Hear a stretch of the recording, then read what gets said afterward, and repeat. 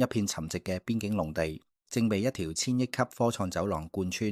佢嘅價值將在未來10年內被重新定義。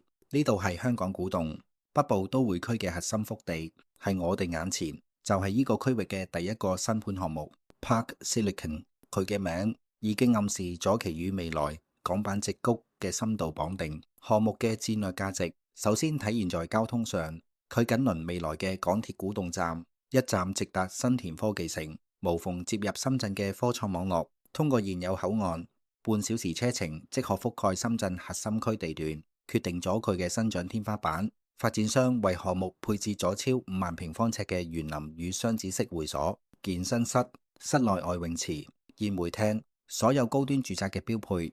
係呢度都只係基礎，佢試圖提供係一種與未來科創精英相匹配嘅生活方式。